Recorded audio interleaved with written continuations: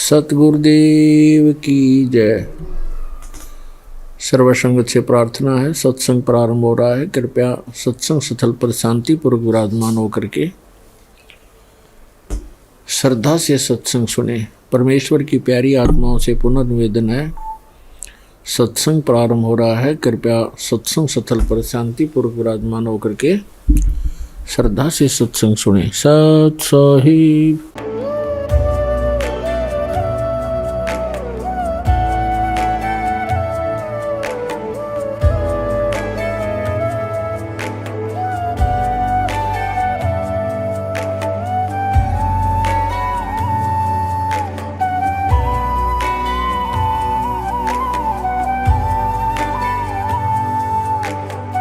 पूर्ण परमात्मा पाप कर्म दंड को भी काट सकता है। अभी तक जिस भी संत व महापुरुष से मिले, उन्होंने यही बताया कि पाप कर्म फल भोगने से ही समाप्त होगा। वो प्रभु कौन है जो पाप कर्म को काट देता है, वो काल के बंधन से छुड़वा देता है। उसका क्या नाम है, पूजा की विधि क्या है? कृपया अवश्य सुनिए जगत गुरु तत्वदर्शी संत रामपाल जी महाराज के अमृत वचन। सतगुरुदेव की जय। बंदी छोड़ कबीर परमेश्वर जी की जय। बंदी छोड़ गरीबदास जी महाराज जी की जय। स्वामी रामदेवानंद जी गुरु महाराज जी की जय हो।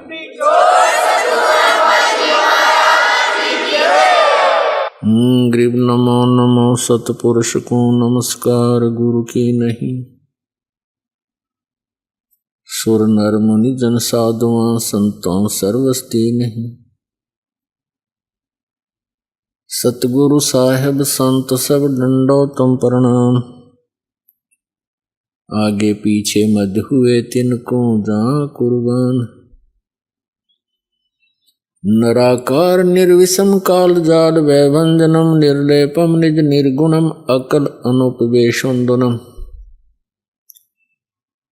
सोहम सुरति समापतम सकल समाना निर्तलय उज्ज्वल हिरंबर हरदमम बेपरवा अथा है। वार पार नहीं मध्यतम गरीब जो सुमर सिद्ध होई।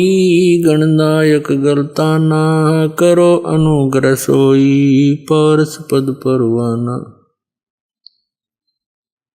आदि गणेश मनाऊं। गणनायक देवन देवा चरण कमल लाऊं। आदंत करूं सेवा परम शक्ति संगीतम रिद्धि सिद्धि दाता सोई। अवगत गुण अतीतम सत्य पुरुष निर्मोही। जगदम्बा जगदीशम मंगल रूप मुरारी। तन मन अर्पों शीसम भक्ति मुक्ति भंडारी। सुर नर मुनि जन ध्यावे ब्रह्मा विष्णु महेशा। शेष शेष मुख गावे पूजे आदि गणेशा। इंद्र कुबेर सरीखा वरुण धर्म राय ध्यावे। समर्थ जीवन जी का मन इच्छा फल पावे। 33 कोटि आधारा ध्यावे 88। उतरे बहुजल पारा कट है यम की फांसी। 33 कोटि आधारा ध्यावे 88। उतरे बहुजल पारा कट है यम की फांसी। परम पिता परमात्मा पूर्ण ब्रह्म सर्व सृष्टि रचनहार कुल मालिक कबीर साहिब जी, ये हम सभी आत्माओं के पिता हैं। ये परमात्मा है। पुण्यात्माओं, आध्यात्मिक ज्ञान इतना उलझ चुका है कि इसको अब सुलझाना बहुत ही कठिन हो रहा है। ये ऐसा क्यों हो रहा है?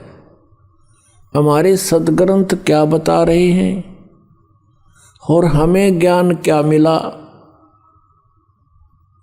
इसका कारण क्या था? इसका कारण है कि ये जिस लोक में हम रह रहे हैं ये काल का लोक है। यहाँ कोई जीव सुखी नहीं, और ये नहीं चाहता, ये यहाँ का जो स्वामी है ब्रह्म जिसको कहते हैं, सरपुरुष भी कहते हैं, ज्योत स्वरूपी निरंजन भी इसी को कहते हैं, ये नहीं चाहता कि यहाँ के प्राणियों को परमात्मा के विषय में जानकारी हो। इसको भय बना रहता है कि यदि इनको अपने मूल स्थान का ज्ञान हो गया और वहाँ के सुख से ये परिचित हो गए, यहाँ कोई नहीं रहेगा। इस डर से ये राजनीति से और घटिया राजनीति से हमें यहाँ रोके हुए हैं, सुनियोजित षड्यंत्र से हमें यहाँ बांधे हुए हैं, रोके हुए हैं। कोई भी क्रिया देख लो हमने विवश होकर करनी पड़ रही है। शरीर ऐसा दे दिया, यदि इसके अंदर टुकड़ा ना डालेंगे तो ये काम नहीं करे।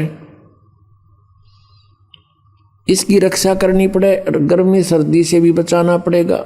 सारा जीवन हम इसी शरीर के पालन पोषण में लगे रहते हैं, इसी के रख रखाव में पूरा जीवन खो देते हैं, अंत में इसको भी खत्म कर देता है। यदि ये ना नष्ट होता हो तो कोई दिक्कत ना थी। हम इतने ढीठ हो रहे, इन दुखों को भी देख लेते, कोई पड़े रहते अभी। लेकिन ये नष्ट भी साथ होता है, ये डर साथ बना रहता है। कहने का भाव ये है कि जब तक हम इस आध्यात्मिक ज्ञान से पूर्ण रूप से परिचित नहीं होंगे, हम परमात्मा की भक्ति ना तो कर सकते और ना ही अपने उद्देश्य में सफल हो सकते। तो इसके लिए हमने उस परमात्मा को पहचानना है। जैसे आज सुबह के सत्संग में आपको सुनाया था कि पूर्ण परमात्मा परम अक्षर ब्रह्म वो स्वयं ही सतलोक से चलकर आता है और अपनी प्यारी आत्माओं को, अच्छी आत्माओं को मिलते हैं, उनको तत्व ज्ञान से परिचित कराते हैं। परमात्मा ऊपर सतलोक में रहते हैं, तीसरे मुक्ति धाम में विराजमान है। अपनात्मा ये चारों वेद प्रत्येक प्राणी के हृदय में समाये हुए हैं, जो विशेषकर हिंदू समाज से संबंधित हैं। और सभी ये कहा करते हैं कि वेद तो एक सत्य ज्ञान है, वेदों में जो लिखा वो फाइनल है, सत्य है। इसके साथ साथ पवित्र चारों वेदों के साथ साथ पवित्र श्रीमद् भगवत गीता जी और साथ में पवित्र 18 पुराणों को पवित्र हिंदू समाज एक बहुत आदर की दृष्टि से देखता है और इनको सत्य ज्ञान युक्त मानता है, इसको सत्य ज्ञान युक्त मानता है। लेकिन इन ग्रंथों में थोड़ा सा अंतर है। पवित्र चारों वेद और पवित्र श्रीमद् भगवत गीता, ये दोनों का मिलता जुलता ज्ञान है, ये गॉड गिवन है। और पुराणों का जो ज्ञान है वो ब्रह्मा जी का दिया हुआ है, और ब्रह्मा जी से आगे सुना उन ऋषियों ने,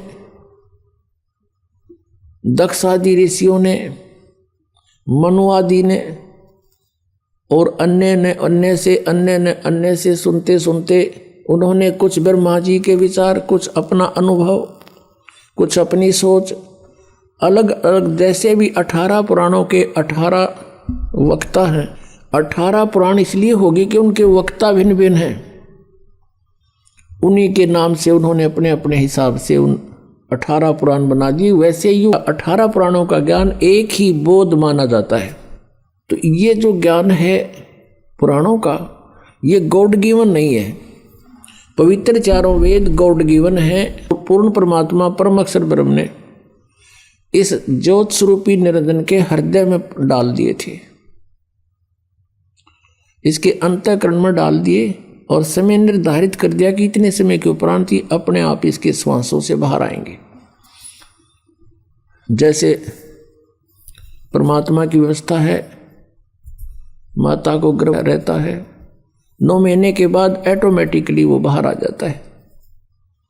इसी प्रकार परमात्मा ने इसमें व्यवस्था की। जब ये 5 बाहर आ गए, इसने देखा कि इनमें कोई ऐसी जानकारी तो नहीं है मेरी पोल पाट जा। किसने? ज्योति निरंजन ने। फिर इसने देखा 5वां वेद जो है ये सारा भेद दे रखा था ऊपर का, सतलोक का, कैसे जाना है और किस प्रकार कौन परमात्मा है, तुम यहाँ कैसे फंसे थे। तो ये ज्योति निरंजन काल ने वो 5वां वेद नष्ट कर दिया और 4 वेद दे दिए भगवान के डर से।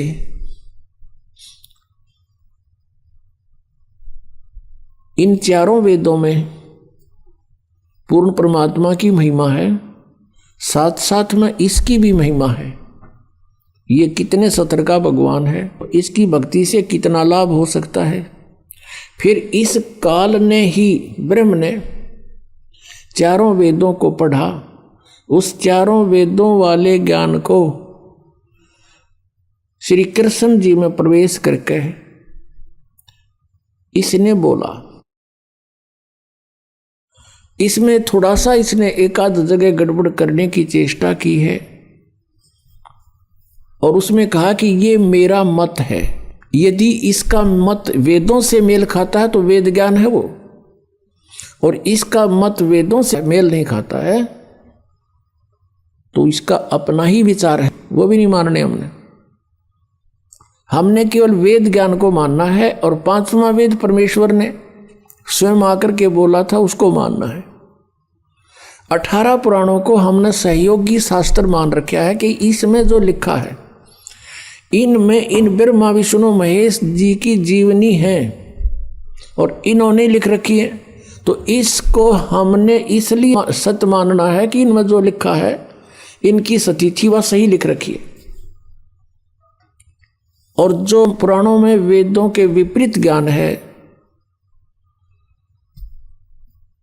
वो मान्य नहीं है। विपरीत कौन सा है? जैसे वे ऑफ वर्शिप। बाकी जो ज्ञान है वो तो वेदों से अलग है ही, वो तो हमने सिर्फ उनकी अपनी जीवनी है, ब्रह्मा जी की क्या स्थिति है, विष्णु जी की क्या स्थिति है, भगवान शंकर की क्या स्थिति है, इस तरह की कहानियां इसमें लिखी हुई, इनकी लीला लिखी है। उसके साथ साथ फिर अपने ऋषियों ने अपना अनुभव लिखा हुआ है। तो उनका अनुभव यदि वेदों के अनुसार नहीं है, वे ऑफ वर्शिप उसकी ऐसी नहीं है, तो नहीं मानेंगे हम।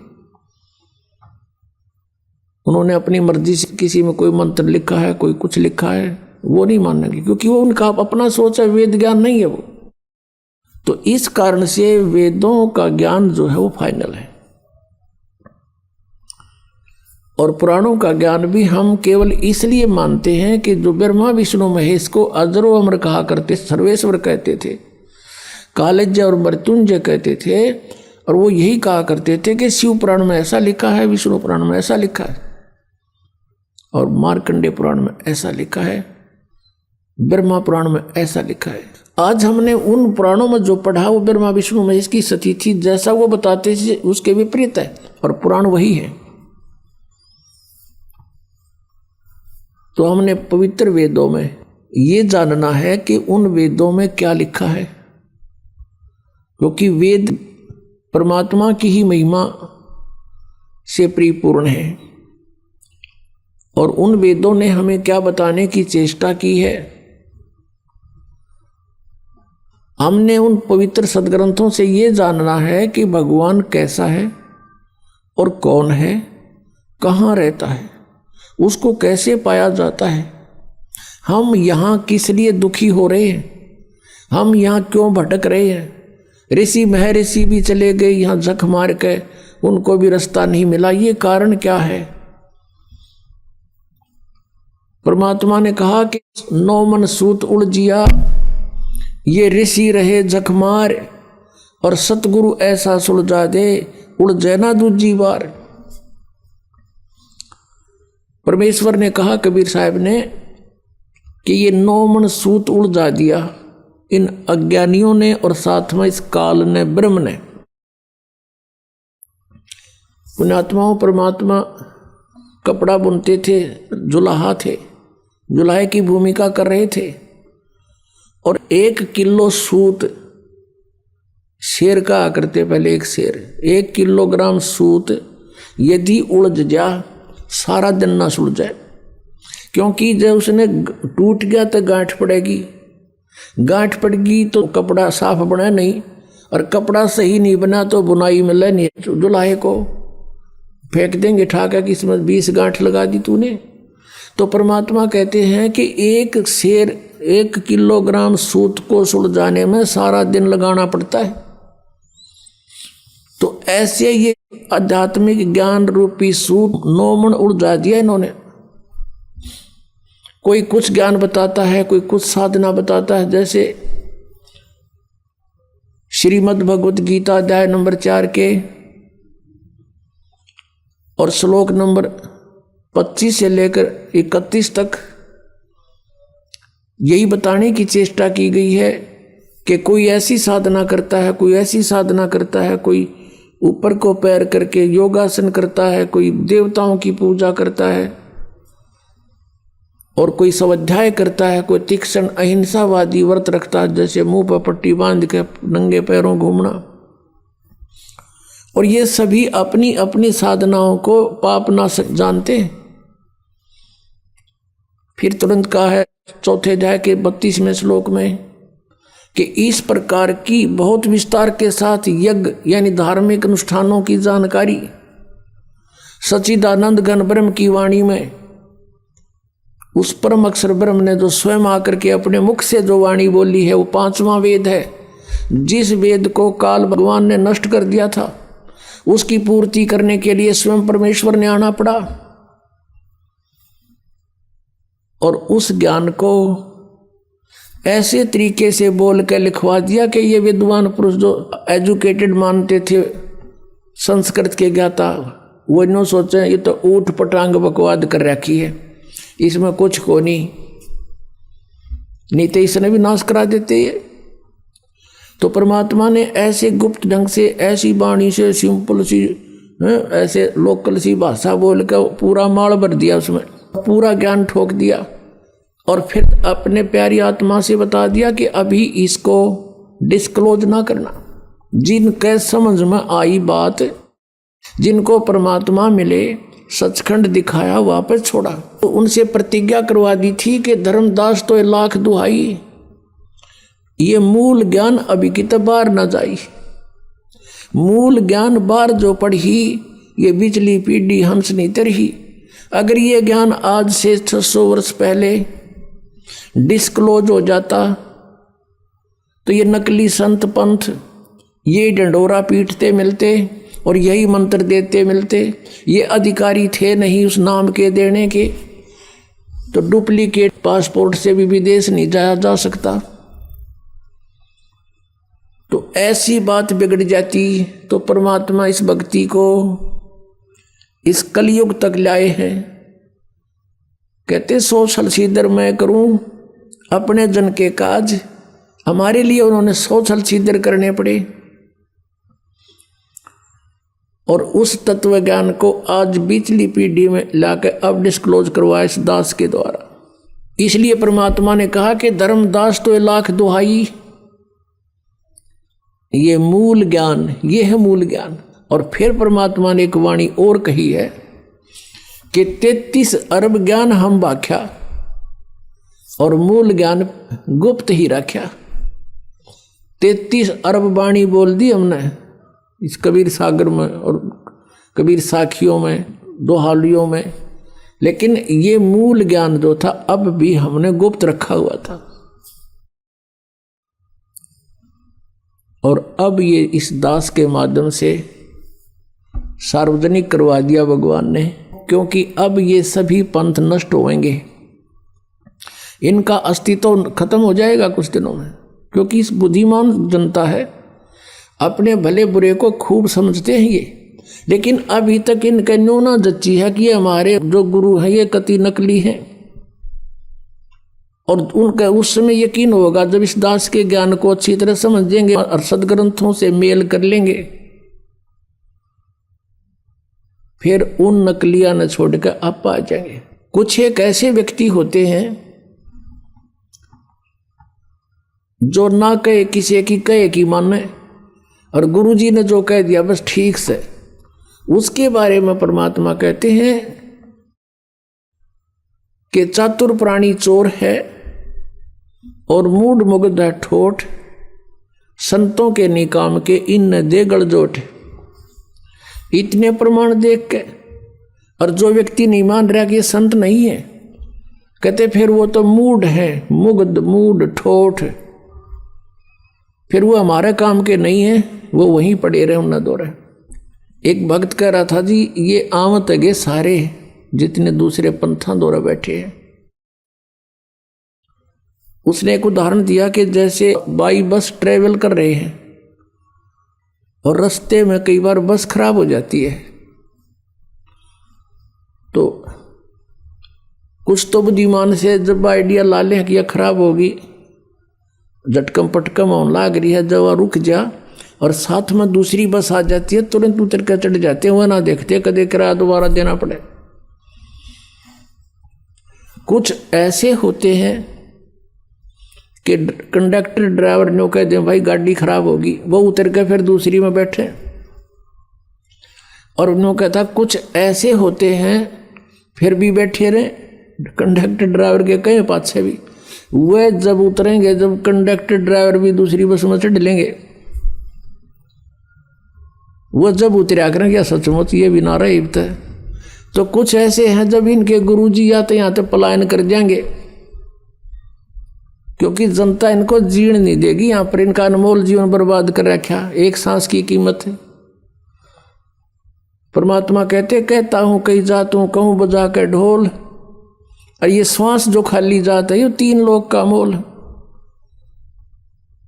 एक श्वास की इतनी कीमत और मनुष्य जीवन के कितने जीवन सांस बर्बाद कर दिए, क्योंकि श्वासों से जीवन है जीव का, और ये कितने बर्बाद हो गए सत भक्ति ना करने से।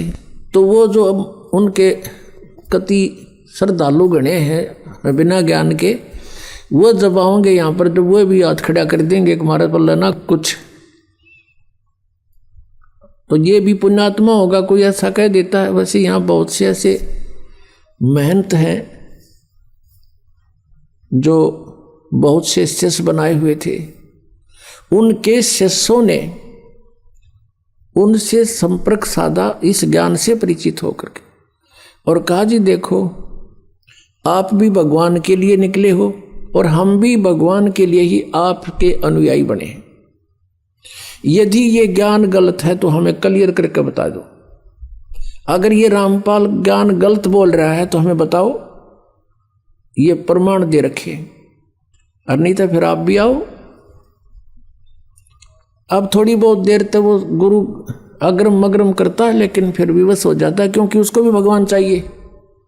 अगर इतनी सच्चाई देखकर वो नहीं आते हैं, नहीं मानते हैं, तो वो संत है नहीं, वो तो परमात्मा भी नहीं चाहते, केवल महिमा चाहते हैं अपनी। बस चेले बने रहें, जय जयकार हो ही रहे, फिर कट्ठे भूत बनेंगे सारे। आदरणीय गरीबदास साहिब जी को जो परमात्मा ने उनको ये तत्व ज्ञान दे दिया था, क्या बताते हैं कि साहिब के दरबार में गायक कोट अनंत और 4 चीज मांगे हैं, रिद्धि सिद्धि मान महंत।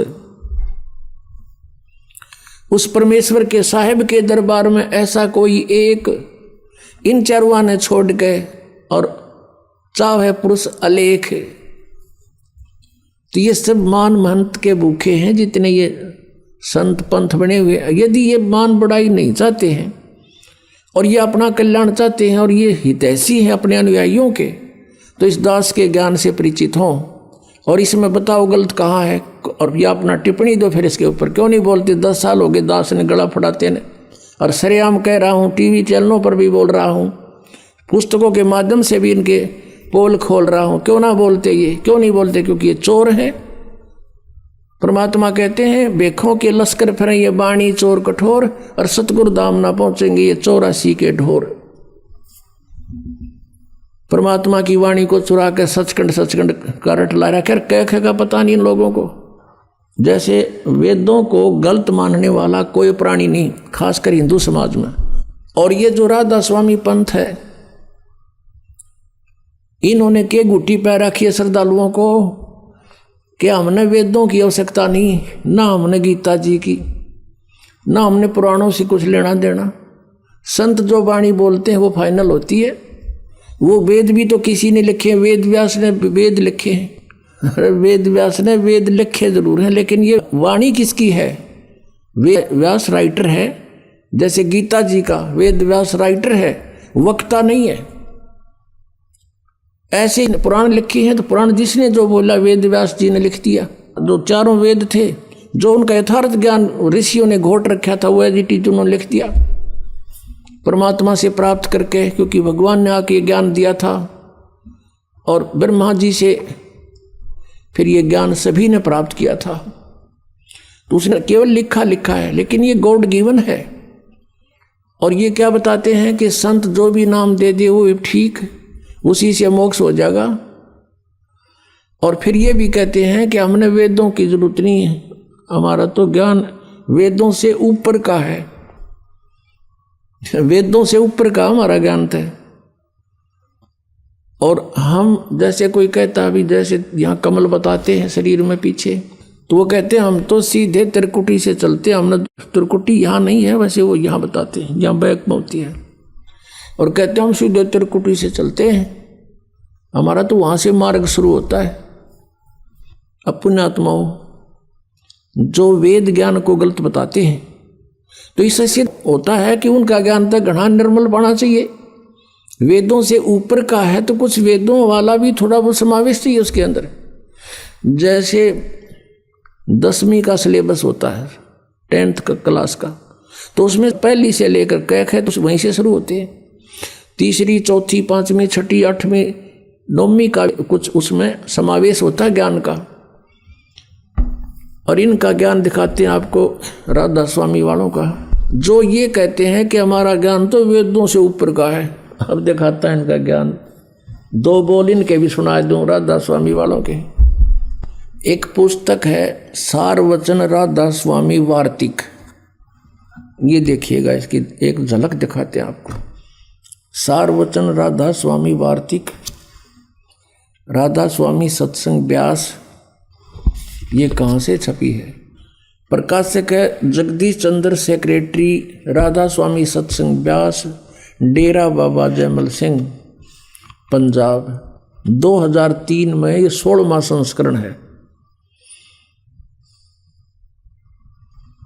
और ये यहाँ से छपी है, printed in India by Lakshmi offset printers, Delhi. इतने में इसकी भूमिका में क्या लिखा है कि सारवचन राधा स्वामी वार्तिक हजूर स्वामी जी महाराज के वचनों का संग्रह है। ये वचन सत्संगों तथा अन्य चर्चाओं के दौरान सत्संगियों ने नोट किए थे। स्वामी जी महाराज के परम धाम सिधारने के कुछ वर्ष बाद इनका संग्रह करके पुस्तक के रूप में छपवाया गया। सन 1902 में बाबा जयमल सिंह जी महाराज ने सारवचन राधा स्वामी वार्तिक को पहली बार गुरमुखी लिपि में छपवाया। प्रस्तुत पुस्तक उसी प्रथम गुरमुखी संस्करण के अनुसार है और अब इसका हिंदी संस्करण प्रकाशित किया जा रहा है।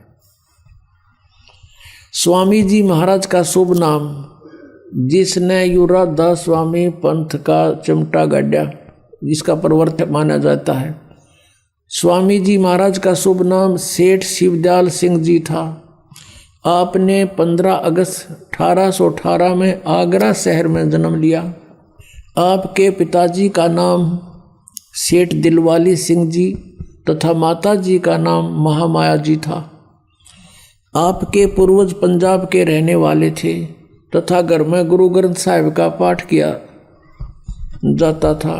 आपके माता पिता हाथरस के प्रसिद्ध संत तुलसी साहिब के भगत थे। स्वामी जी महाराज ने भी तुलसी साहिब की काफ़ी संगत की थी। बचपन से ही स्वामी जी महाराज का रुझान अध्यात्म की ओर था।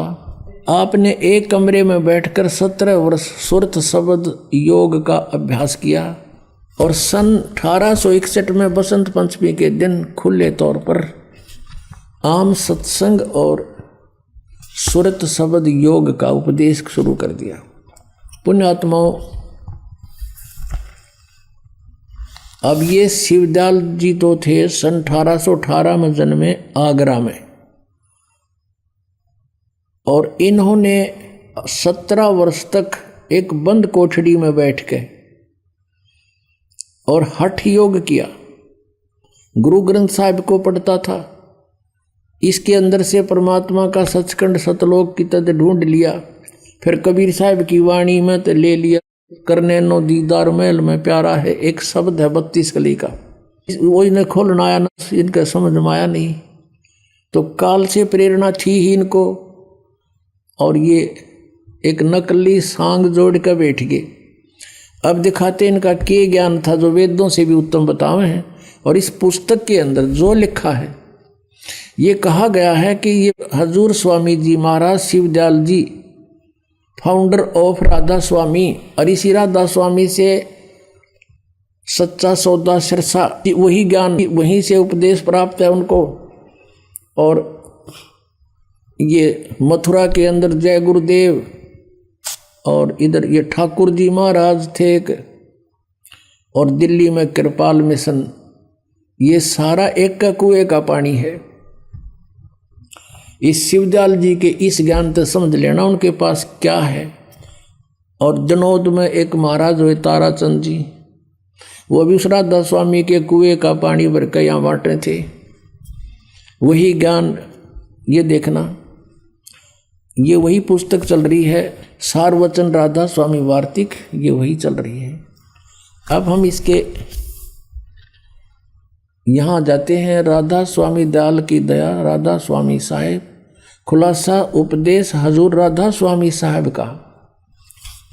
अब शिवदयाल जी के वचनों का खुलासा लिख रखा है, जो उसने बोलिया वो का वो। अब दफा 1 में पढ़ते हम। सिर्फ काम इतना है कि इंसान यानी मनुष्य अपनी सूरत यानी रूह को, उसके खजाने और निकास यानी मुकाम सतनाम और राधा स्वामी में, मुकाम माने स्थान, सतनाम स्थान कहा है, राधा स्वामी भी सतनाम का स्थान कहा है, मुकाम। इनका ज्ञान देखियो, तोड़ पाड़ रखे ने, पहुँचावे यानी राधा स्वामी स्थान में पहुँचावे, सतनाम स्थान में अपनी सूरत पहुँचा दे। फिर तीसरे वचन में गीता के से श्लोक बना रखे ने, कति 118 150 वर्ष हो गए इनको नो के नो प्रिंट कर रखे।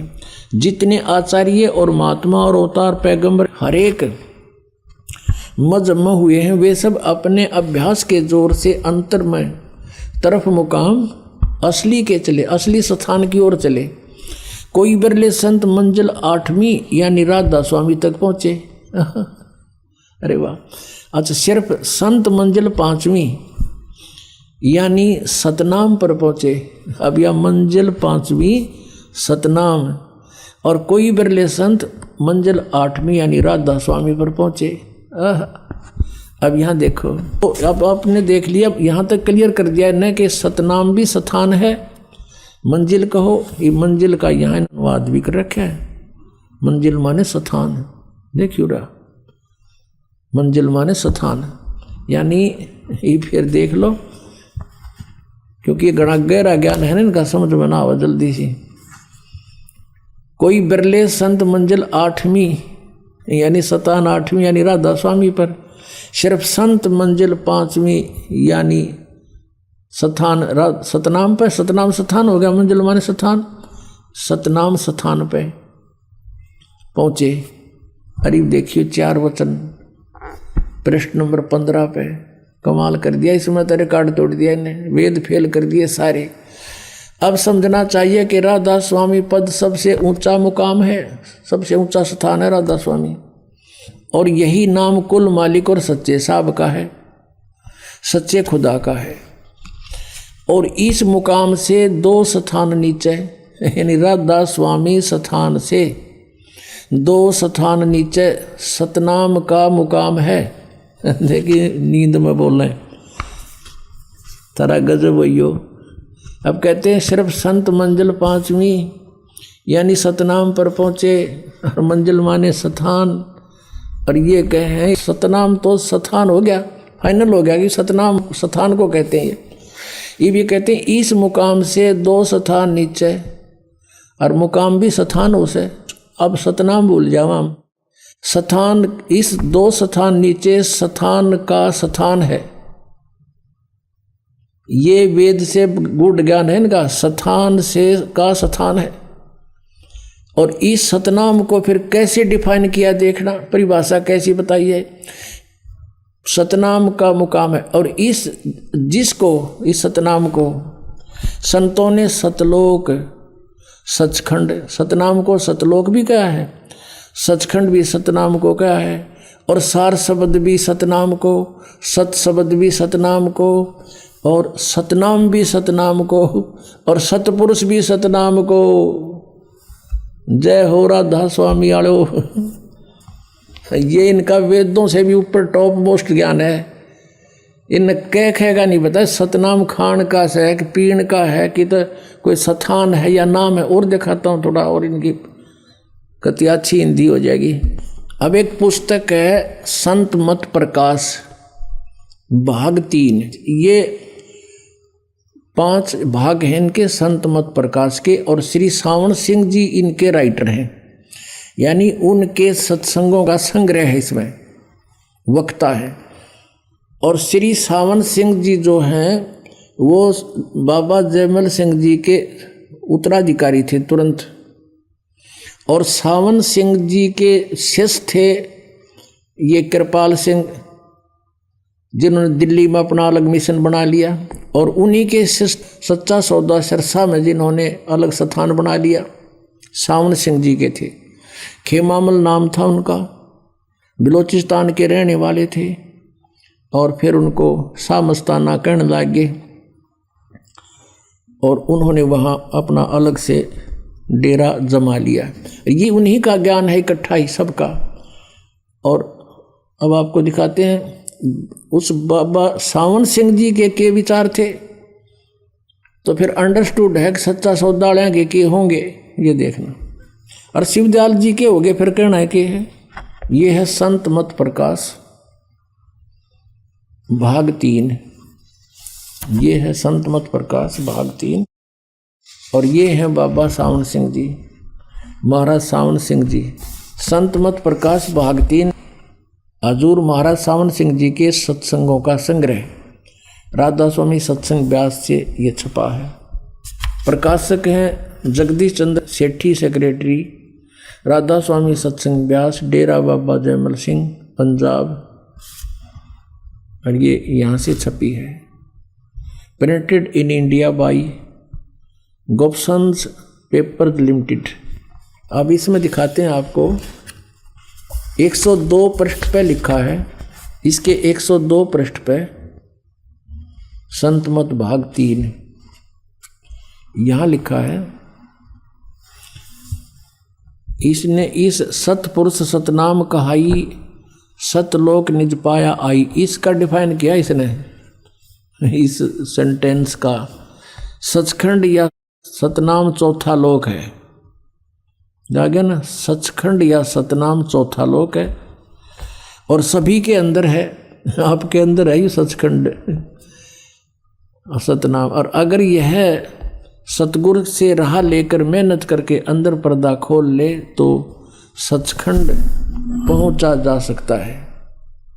ठीक, अब हमने ये देखना है कि यहाँ कह रहा है ये सचखंड या सतनाम चौथा लोक है, ये सतनाम चौथा लोक है, ये अपने अंदर है सबका। अब दिखाते हैं आपको 107 पृष्ठ पे, 106-7 पर देख रहा, वही सत्संगी हजूर जहाँ राम नाम का जस महिमा होता हो, कोई प्रसंग चल रहा है तो महाराज सावन सिंह जी कहते कौन से राम का जिक्र कर रहा है तू?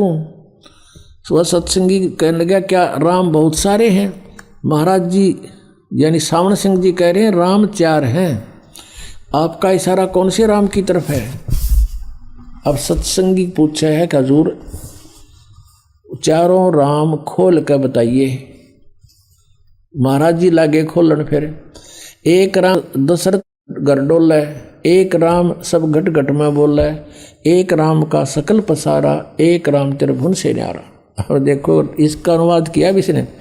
पहला राम राजा दशरथ के बेटे थे जो त्रेता युग में अवतार थे, आए और अपनी ड्यूटी अदा करके चले गए, लेकिन अब हमें नहीं मिल सकते, हमारा काम नहीं कर सकते।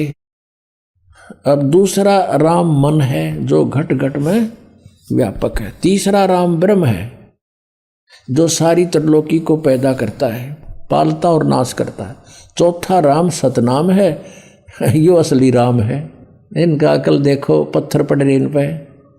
कित सतनाम स्थान है, एव यो सतनाम राम है, यो असली राम है। पुण्यात्मा परमात्मा कहा करते थे, मोती मुक्ता दर्शत नाही, ये जग है सब अंधरे, दिखत के तो नैन चश्म, इनका फेरा मोतिया बंदरे। अब इस संत मत भाग 4 में आपको दिखाते हैं इसी सावण सिंह जी के बोल। ये क्या कहते हैं? इससे पहले थोड़ा सा इस सच्चा सौदा को दिखा देता हूँ आपको। दिखाते हैं एक पुस्तक है सचखंड की सड़क। नाम तो ऐसा बड़ी लिख देंगे जो आदमी कटका मर जाए, इनके ऊपर वह कमाल कर रखा होगा इस पुस्तक में। सचखंड की सड़क कति यानी मेटल रोड सीधी, कति कोई दिक्कत नहीं उसमें।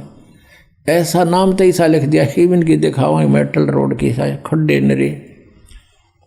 अब ये एक पुस्तक है सचखंड की सड़क, पहला भाग। इसके राइटर हैं दासन दास हजूर महाराज सतनाम सिंह जी, डेरा सच्चा सौदा सिरसा। ये नाम भी सतनाम धर रहे अपना, सतनाम सिंह।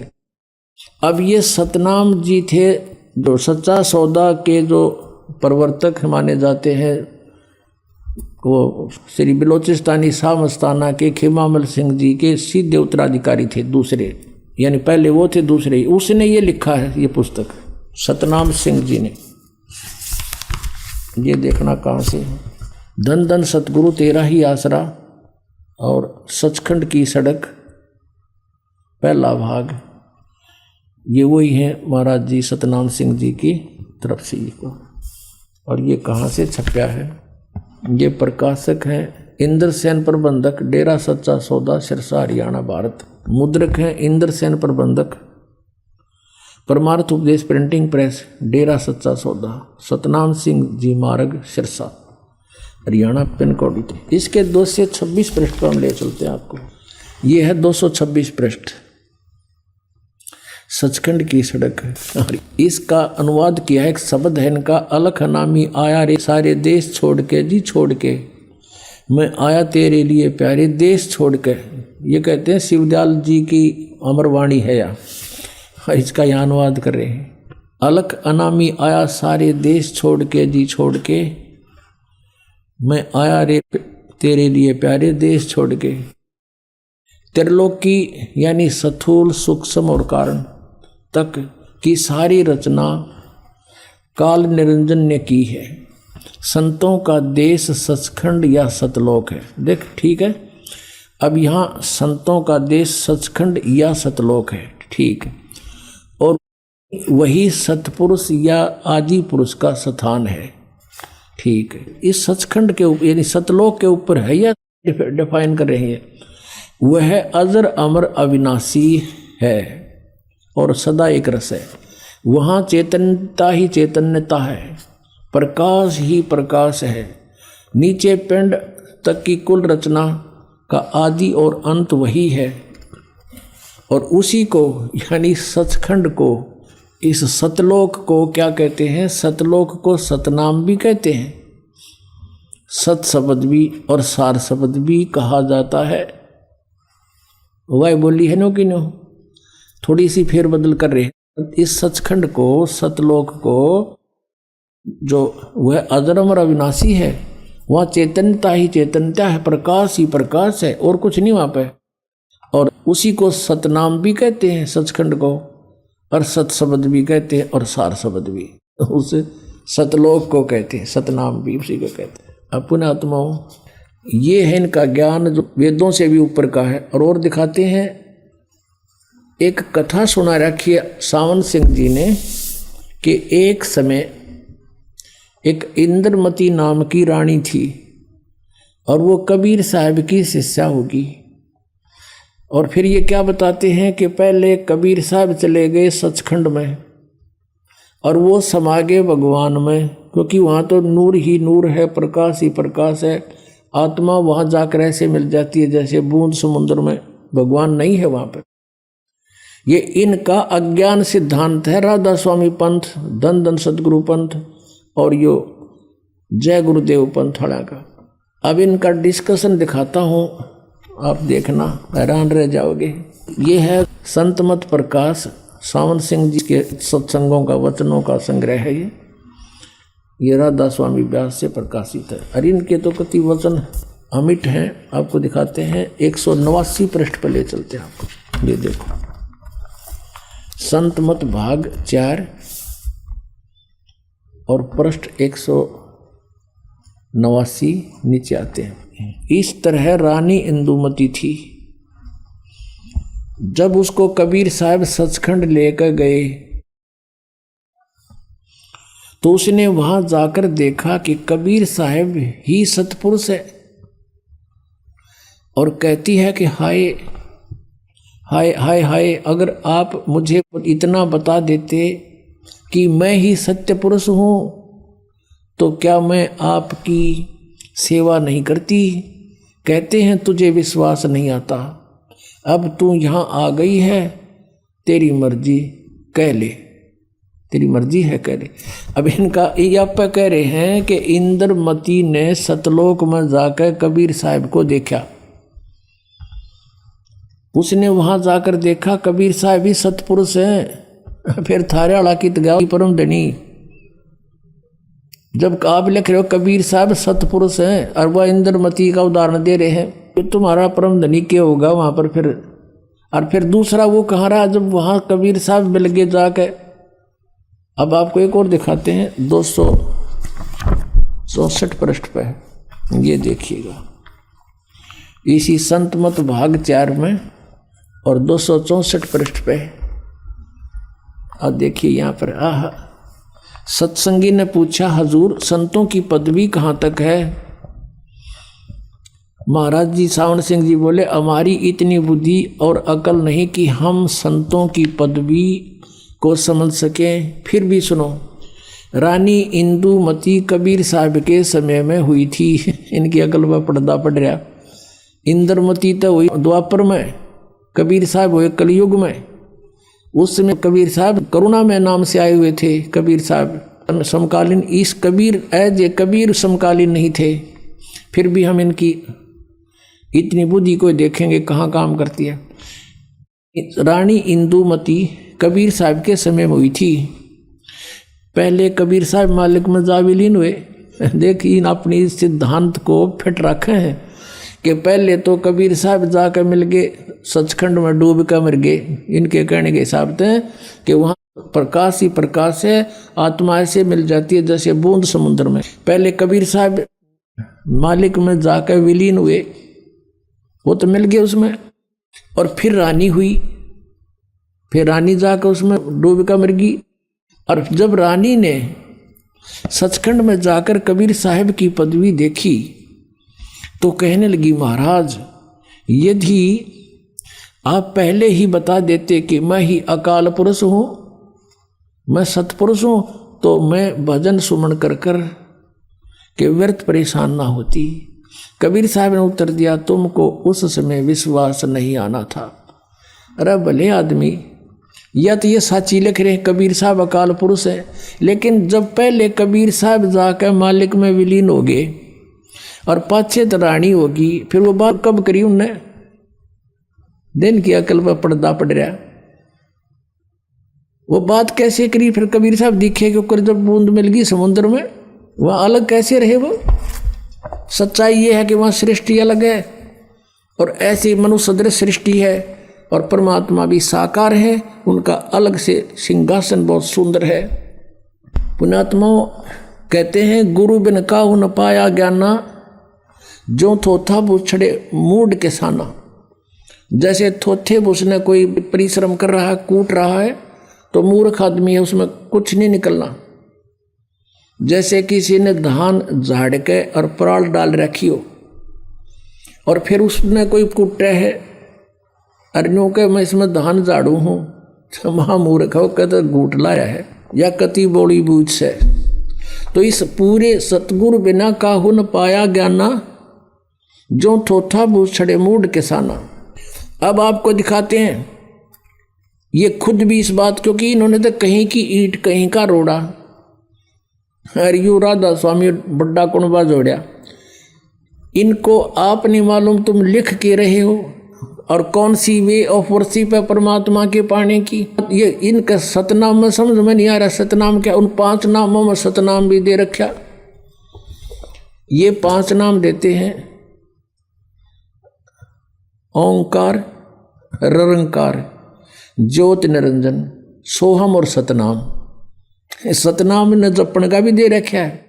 और सतनाम फिर बोला सचखंड भी यही है, सतपुरुष भी यही है, और सार नाम भी यही, सतनाम भी यही है और सार शब्द भी यही है। जैसे किसी ने जंगल में रहता हो, कदे कार देखी ना सुनी हो, सड़क भी सुन रखी हो, पेट्रोल भी सुन रखा हो, उसे कोई पूछे भी तू कार में जाता है, कार देखी है तूने, तो बता कार कैसी होती है, पेट्रोल किसे कहते हैं। तो वो कहे कि पेट्रोल कार को ही कहते हैं, सड़क किसे कहते हैं, कार को ही कहते हैं, अरे शहर किसे कहते हैं, कार को ही शहर कहते हैं, ड्राइवर किसे कहते हैं, कार को ही ड्राइवर कहते हैं। वाह रे इंजीनियर। तो इसे थे ये महाराज, इसे थे ये सचखंड के संदेश देने वाले।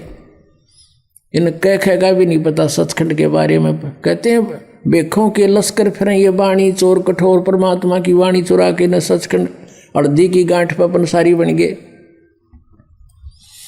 और सतगुरु धाम ना पहुंचेंगे ये 84 के ढोर। यहाँ तक कहा है कि सतलोक में नहीं जा सकते ये लोग, क्योंकि इनका साधना गलत है। एक पुस्तक है घट रामायण, आपने श्री शिवदयाल जी की जीवनी में थोड़ा सा पढ़ा कि इनके घर पे गुरु ग्रंथ साहिब का पाठ होता था और तुलसीदास हाथरस वाले के शिष्य थे इनके माता पिता।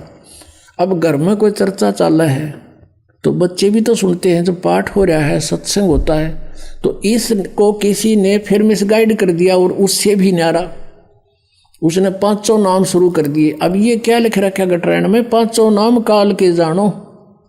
ये देखिए, ये है घट रामायण तुलसी साहिब हाथरस वाले की, बेल्डियर प्रिंटिंग प्रेस इलाहाबाद से ये छपी है। ये 2 भागों में है, हम प्रथम भाग दिखा रहे हैं आपको। अब ये 27 पृष्ठ पर देखिएगा। अब यहाँ से शुरू करते हैं भेद पिंड और ब्रह्मांड का। अब यहाँ से शुरू करके वैसे इन्होंने बहुत लंबा चौड़ा, हम थोड़ा हलेंगे। दानी कह जीव सुन बाता, बिना दान कर हो मैं घाता। जब जीव कहे समझ सुन भाई, करो घात के ही कारण जाई। अंतर गुफा तहाँ चल जाऊं, ता साहिब के दर्शन पाऊं। 500 नाम जीव जब भाख्या, और 6ठा नाम गुप्त कर रख्या। 500 नाम काल के जानो, तब दानी मन शंका आनो। ओए होए, ये 500 नाम तक काल के हैं, तब दानी मन शंका आनो। निर्गुण निराकार निर्वाणी, धर्म राय ये 5 बखानी। जीव नाम निज कह विचारी, जान बूझ दानी झक मारी। कह जीव दानी भाई, दर्ग माने धिक्कार है। कह जीव दर्ग दानी भाई, हम चल जाई नाम चितलाई। दानी दान चुकाओ आई, जब यह बाट निभन तू पाई। कहकर अंश कहाँ तुम जाई, बात आपनी को समझाई। कह जीव सतलोक निवासा, मैं चल जाऊं पुरुष के पासा। दानी कह दूर है भाई, अगम पंथ कैसे निभ जाई। कौन नाम मार्ग को जाई और कौन नाम से उभरे आई। इतना भेद कहो समझावा और बाट जीव जब घर की पावा। अब जीव बोलता है, दानी सुन विधि बात हमारी, हम चल जावा पुरुष दरबारी।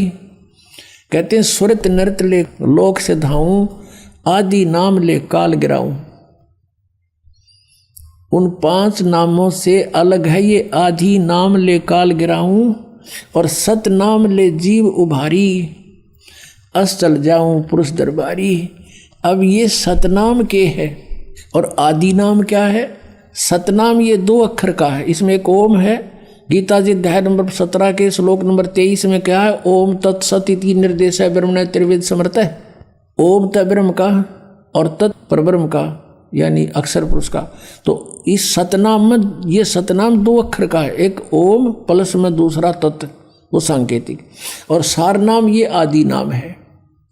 इन तीनों, इनसे मोक्ष होगा जीव का, ये क्लियर कर रखे। ये 5 नाम काल के जानो, ये 5 नाम तो काल के हैं। निरंकार ओंकार ज्योत निरंजन सोहम और सतनाम, ये कबीर साहब से इकट्ठे कर लिए अपना आत्माओं। अब ये तो है इन राधा स्वामी वालों का ज्ञान, 5 नाम देते। अब हम आते हैं वे ऑफ वर्शिप पे। पहले दिन का ज्ञान देख लिया, सचखंड क्या, सतलोक है, न कह का नहीं पता। फिर इनकी वे ऑफ वर्शिप क्या, साधना क्या है, जिससे मोक्ष मान रहे हैं कि हम सचखंड जाओगे और त्रिकुटी तो शुरू होवांगे।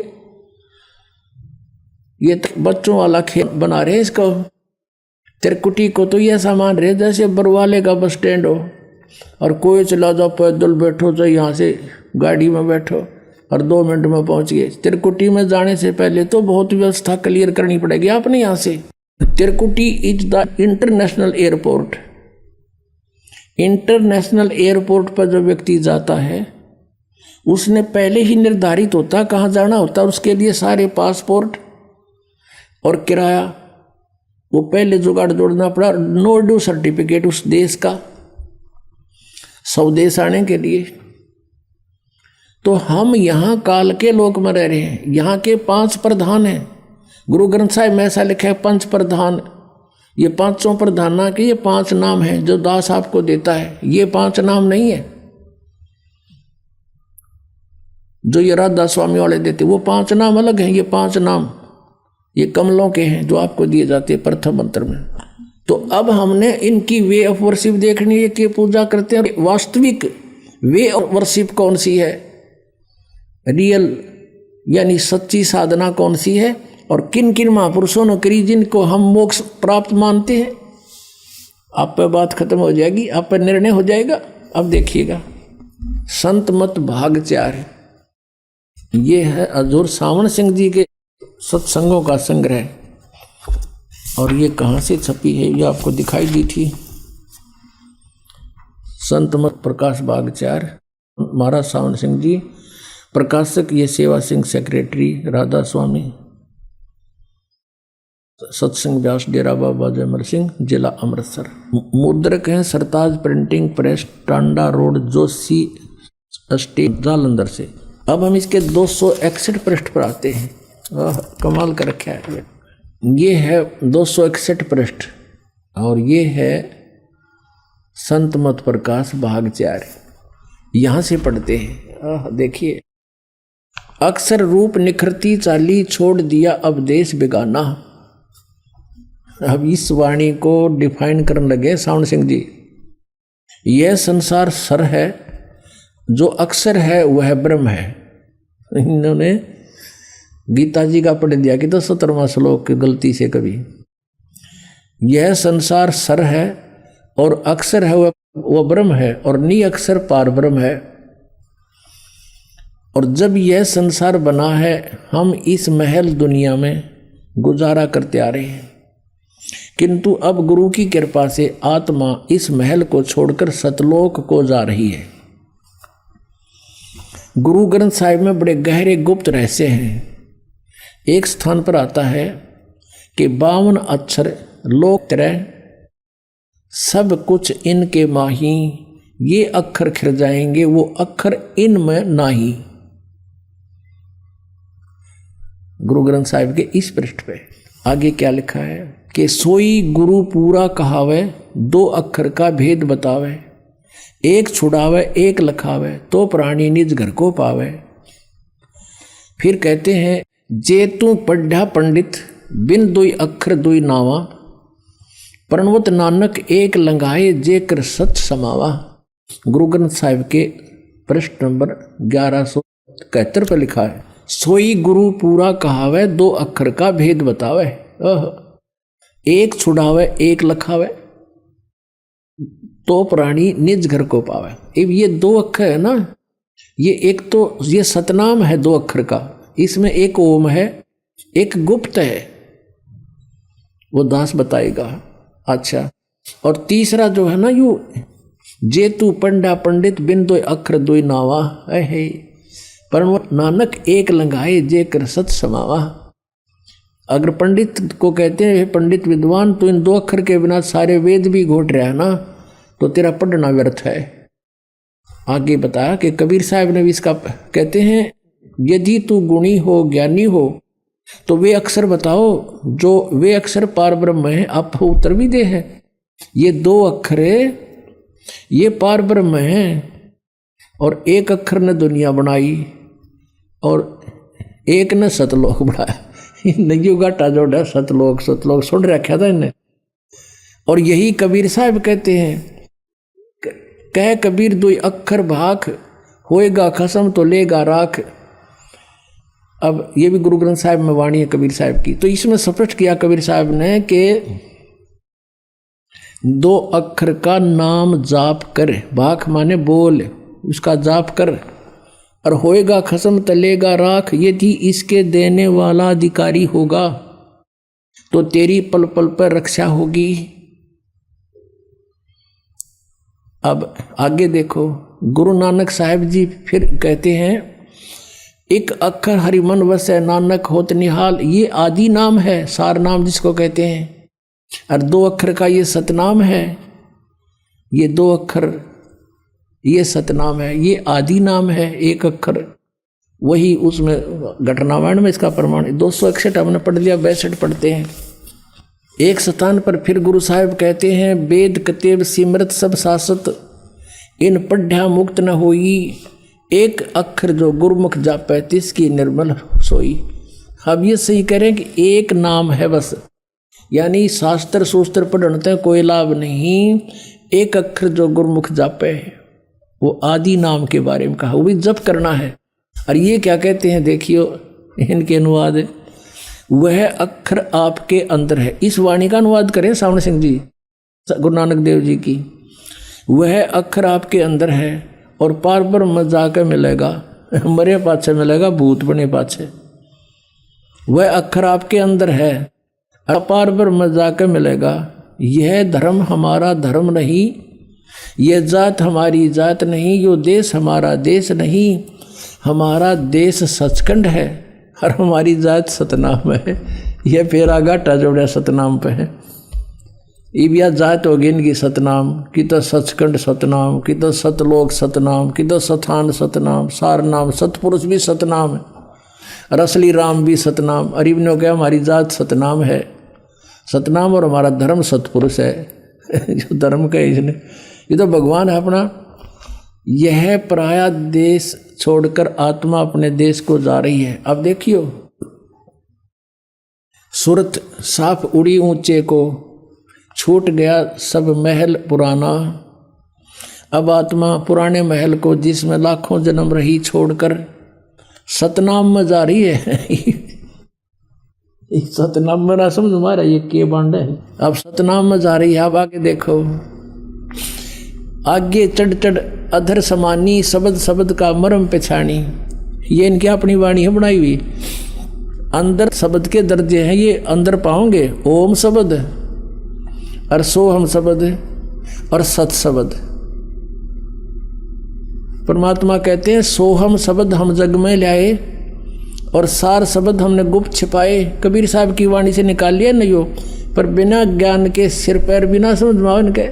अब कहते हैं अंदर शब्द के दर्जे हैं ओम शब्द, सोहम शब्द और सत शब्द। अब जैसे गुरु नानक देव जी कहते हैं 2 अक्षर का भेद, ये तो कह रहे अंदर पाओगे, वह बाहर नहीं किसी से मिलेंगे। आत्मा दर्द के अनुसार अपने असली मकसद भाव असली देश को जा रही है। अपने आत्मा मोती मुक्ता दर्शत नाही, ये जग है सब अंदरे, दिखत के तो नैन जिस्म इनका फेरा मोतिया बंदरे। अब स्पष्ट लिखा है इसमें, लिख भी रहे हैं और जाप के कर रहे हैं ये 500 नाम काल वाले। और इन सच्चा सौदा वालों ने थोड़ी सी चतुरता कर ली, कुछ ने कह दिया इनको कि ये तो 500 नाम काल के लिख रखे, इन्होंने फिर 3 नाम शुरू कर दिए, हुआ छोड़ दिए, अकाल मूर्त, शब्द स्वरूपी राम और सतपुरुष। अभी इन्होंने सोची बताओ कौन के कहेगा, अब पक्के कर दिए सचखंड के। अरे अकाल मूर्त कहो, चाहे उसको शब्द स्वरूपी राम कहो, चाहे सतपुरुष कहो, वो तो हमने पाना है, उसको तो हमने ढूंढना है, खोजना है, उसके पास तो पहुंचना है।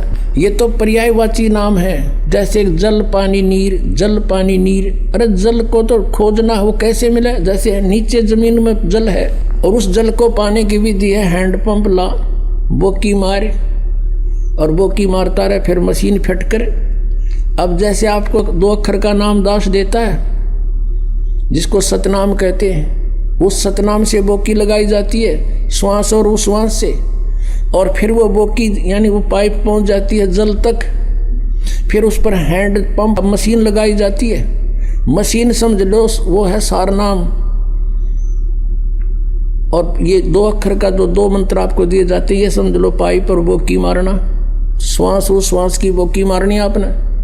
और फिर सारनाम जब आपको वो मिल जाएगा हैंडपंप का मशीन ऊपर की, फिर करो सिमरन और परमात्मा यानी जल प्राप्त होगा। अब देखो गुरु नानक देव जी को ये मानते हैं मोक्ष प्राप्त हुआ, उन्होंने कौन सा मंत्र जाप किया था? ये देखिएगा, जन्म साखी भाई बाले वाली, सब तो वड्डी भाई बाले वाली जन्म साखी। Doctor Jawahar Singh Kirpal Singh and company, ये इसके छापने वाले प्रकाशक हैं। ई जन्म साखी अज तक छप चुकिया नालों वड्डी है, सब तो वड्डी ते पुरातन है पुरानी, भाई बाले वाली जन्म साखी। श्री गुरु नानक देव जी दी पंजे साहिब दी साखी ते 10 पातशाह दे जीवन समेत मुकम्मल साखियां हन। प्रकाशक हैं doctor Jawahar Singh Kirpal Singh and company, पुस्तकां वाली गली नंबर 8 और बाग रामानंद अमृतसर। इतना ये नोट, साड़ी कोई ब्रांच नहीं है, ये तो अपना इनका होता। अब इसके 547 पृष्ठ पर हम आते हैं। ये 547 पन्ना है जन्म साखी का, ये समुद्र दी साखी। अब यहाँ आते हैं, बाला संधु वाच, बाला संधु बोले, बाला संधु बोले, जो बाला और मर्दाना 2 शिष्य थे श्री नानक देव जी के। अंगद जी को बता रहे हैं, बालाजी अंगद जी पूछ रहे हैं आप उनके साथ रहा करते थे, गुरु जी की कोई महिमा सुनाओ। तो बाला संधु वाच, ताते है गुरु अंगद जी, जद गुरु नानक जी अजीते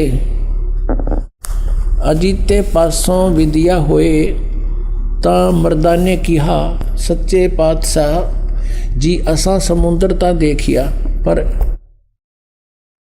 लंका नहीं देखी, जिथे रामचंद्र जी चढ़ाई कीती है। ता गुरु नानक जी किहा चलो भाई बाला ते मर्दाना, तुहानू रंज नहीं करना, आँखी मीटो, आँख मीचो। जा आँखी मीट के खो लिया, ता समुद्र दे कंडे जाई खड़े होए, ते आखण लगे बाला ते मर्दाना, मेरे पीछे पीछे चले आओ, और मुखों वाहेगुरु वाहेगुरु कहिंदे आओ। ते आगे आगे गुरुजी तुर पे, जैसे धरती ऊपर तुरदे सन, समुद्र में चल पड़े जैसे धरती पर चलते, उसी तरह समुद्र ऊपर तुर पे जहाँ चले जावण ते पीछे पीछे बाला ते मर्दाना जावण। ता मर्दाने विचार कीती कि गुरु नानक देव जी ओम सोहम जपदे जांदे हन। ता मर्दाना भी ओम सोहम लग्गा जपण ते लग्गा गोते खावण। जहाँ गुरु नानक जी देखण ता मर्दाना गोते खांदा है। ता गुरु जी कहा कि मर्दाना तू गुरु जी दी करने वल नहीं देखना, गुरु जी दे वचना पर चलना चाहिए। तू मर्दाना ओहे आख जे असा आख्या है। ता मर्दाना फिर लगा वाहे गुरु कहन। ता फिर जल ऊपर उसे तरह तुरन लगा।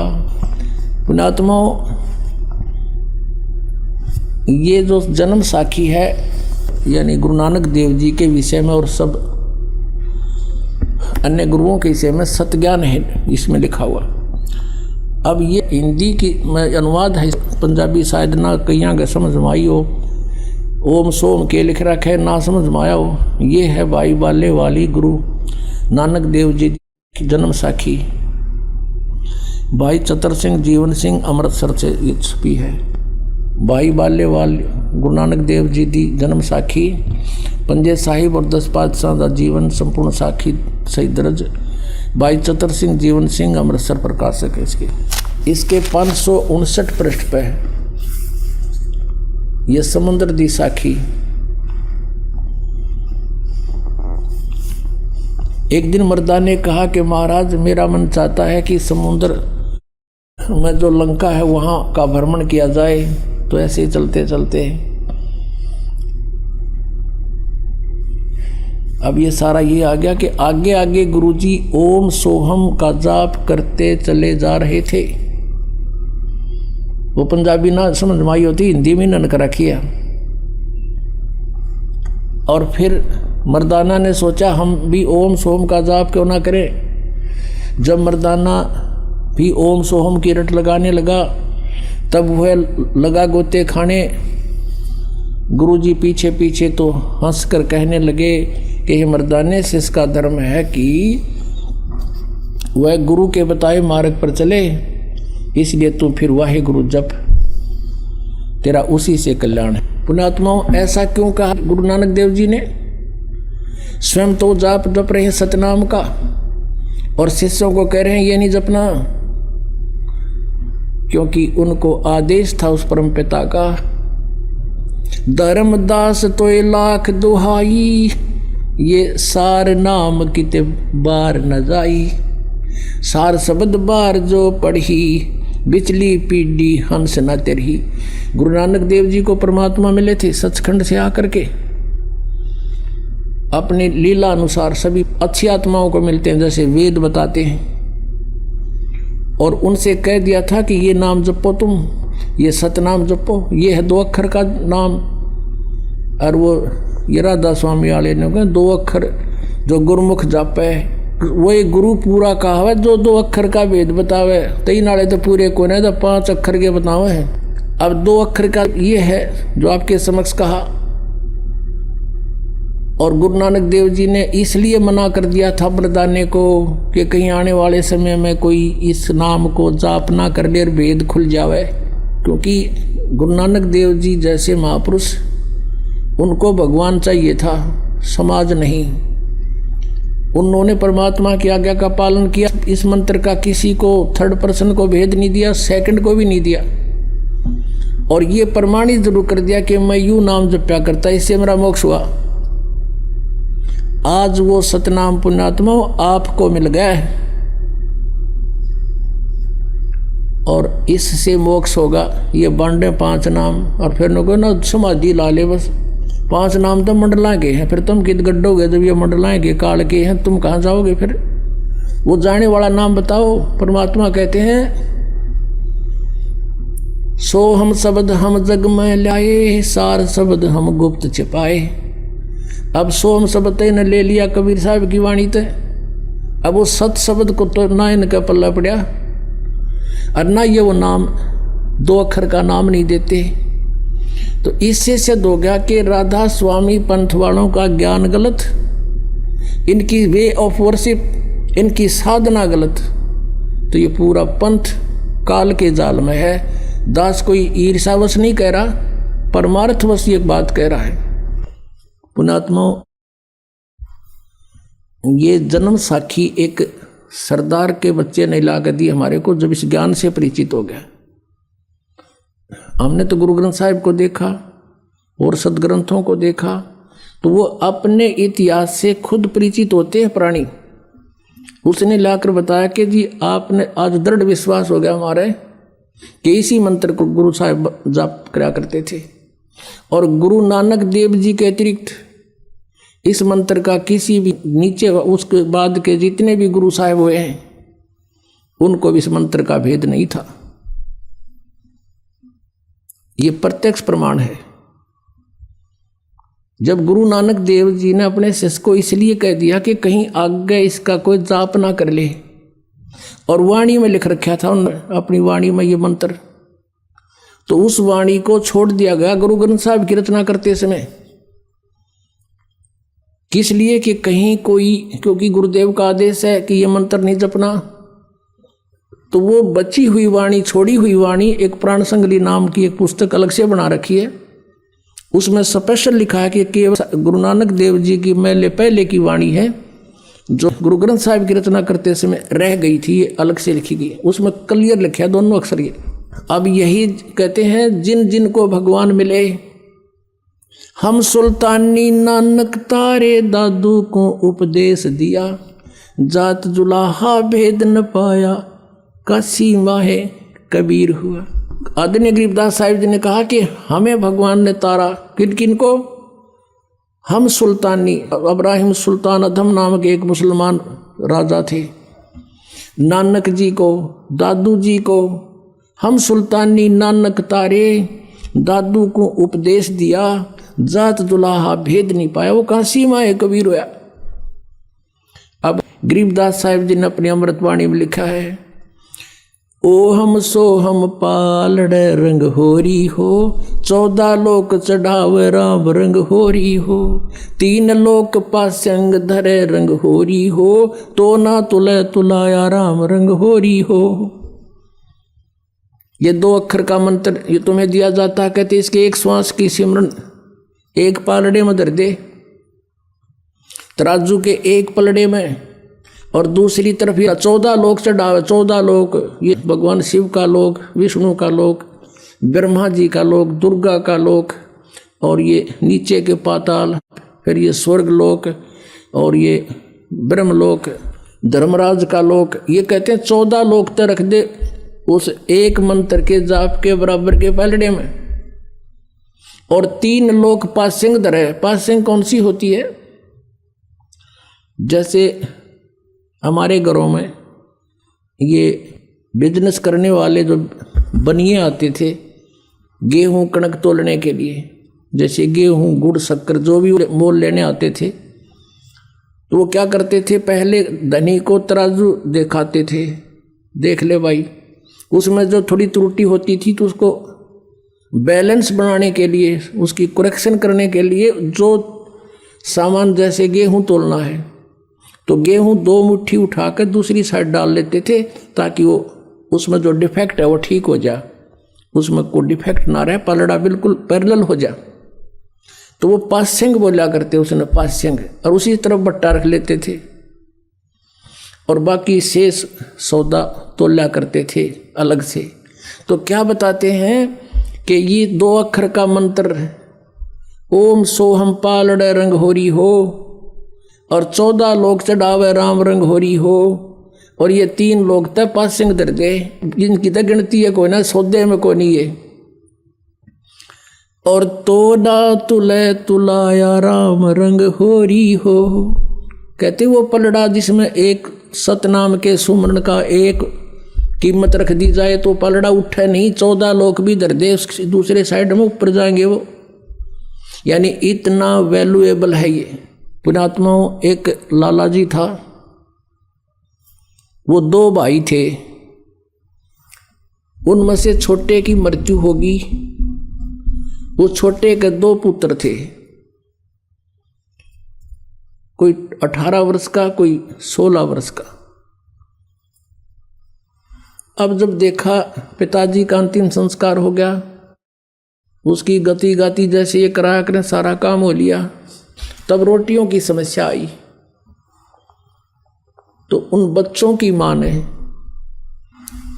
जिसका पति मर गया था, उसने अपने दोनों बच्चों से कहा कि बेटा तुम अभी बच्चे हो, तुम बिजनेस नहीं कर सकते, अपने ताऊ जी के साथ, पिताजी के बड़े भाई को ताऊ जी बोलते हैं, तुम अपने ताऊ जी के साथ मिलकर बेटा पार्टनरशिप कर लो और अपना बिजनेस करो। उनकी माँ ने कहा कि ले बेटा, मेरे पास तेरे पिताजी के समय के कुछ लाल रखे हैं। एक लाल उसमें लाखों रुपए का होता था। उसकी माँ ने एक पोटली में 10-12 लाल बांध रखे थे, वो दे दिए पुत्रों को और उनसे कहा कि अपने ताऊ जी को कह दो, पैसे तो हमारे पास है नहीं, इन लालों को गिरवी रख दें, गहने रख दें और फिर कमाएंगे, हमारे हिस्से में जो आवेंगे फिर इनको छुटवा लेंगे। अब दोनों बच्चे माँ के दिए हुए लाल लेकर गए, ताऊ जी से प्रार्थना की, ताऊ जी मेरी माँ ने कहा है हम अभी बच्चे हैं, हम बिजनेस नहीं कर सकते, पैसा हमारे पास है नहीं, ये लाल ले लो, इनको गिरवी रख लो, इनके बदले कुछ धन ले लो, हमारा पार्टनरशिप कर लो।